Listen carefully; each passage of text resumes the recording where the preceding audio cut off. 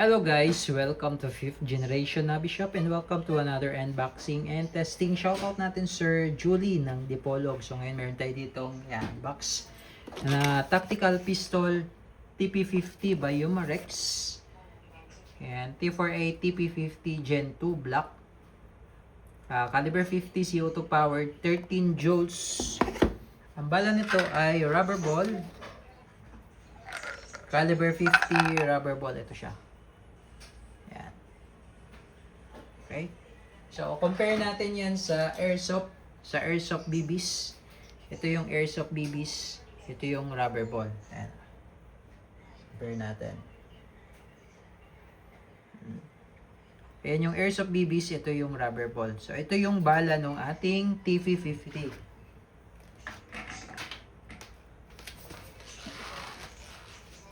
Ayan, airgun pistol.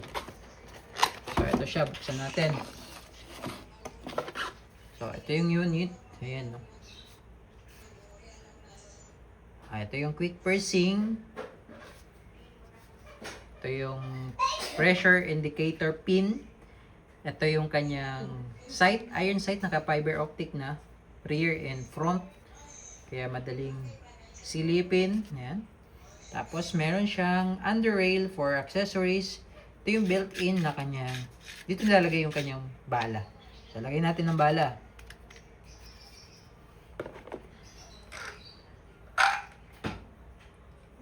Okay, ang capacity niya ay 6 shots. Ayan o. Ayan, lalagay yung bala natin dyan, yung rubber ball.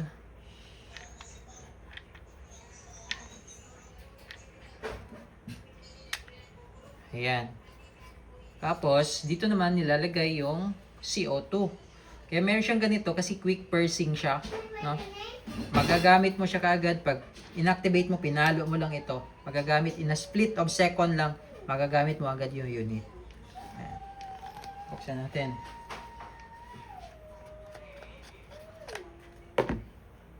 So, itong isang CO2 good for 10 shots more or less. Ayan, mapapansin nyo, wala pa siyang punctured, no? Okay, talagay muna natin siya. Okay, pag hindi siya activated, naka-standby lang yan, hindi makukonsume yan hanggat di mo to pinapalo or di mo siya inactivate. Pakita ko lang sa inyo.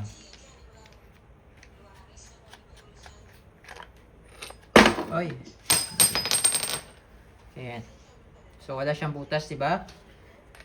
Okay. So, yun yung kagandahan nito kasi pag gagamitin mo na siya, yung na split of second lang, magagamit mo kaagad. Hindi ka na mag-aalin pa. No? Papaluin mo lang to. Yan. So, ano ba? Naka-standby. Tapos pag gagamitin mo siya, palo lang yan. Aangat na siya. Ibig sabihin, may pressure. And ready to shoot. Testing. So, ito yung ating target. Susubukan natin dito ha. Ito, yung lata.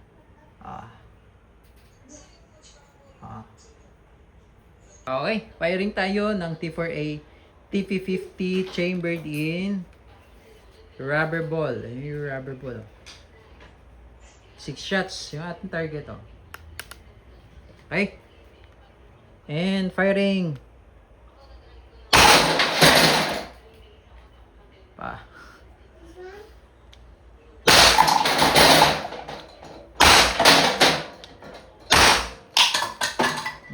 Diba? Binalibag yung lata. So, tsaka yung tunog niya malakas. Okay, honestly speaking, malakas yung tunog niya. Tunog niya, ito yung lata Yupi-yupi. Okay, ubusin lang natin. Meron pa tayong another more round.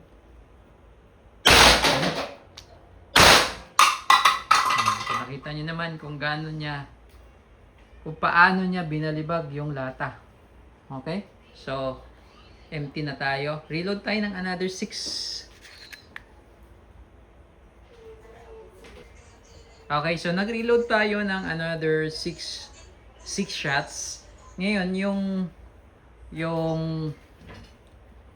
rubber ball, nare-reuse yan. Kapag hindi pa nabasag or nawasak, pwede mo siyang gamitin ulit. Pero pag wasak na, yung rubber, nababasag siya, napupunit pa rin siya sa lakas nawawasak siya. So, huwag mo na siyang gamitin. Okay, kasi baka magbara. Okay, another 6 shots. Lumipad yung lata sa sobrang lakas. Yan.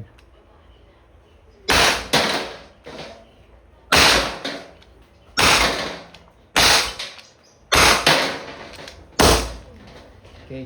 So, naka 12 shots na tayo. So, good for 12 shots more or less. Pwede mo siyang i-dry fire. Okay, ganyan na. Bago mo siya release. Ayan. Tapos, babalik ulit yung indicator niya. Okay. So, tandaan, pagka once na inactivate mo na, kailangan mo i-consume yung CO2. Hindi yung inactivate mo siya, tapos di mo siya gagamitin. Ay, di pwede yun. Pag inactivate mo, kailangan mo i-consume yun. Okay? Then, pag lalagyan mo siya ulit ng CO2, pag di mo na magagamitin, wag mo na lang i-activate. Para hindi ka mag-release ng CO2. Okay? So, yun, no? Tingnan mo yung ating target.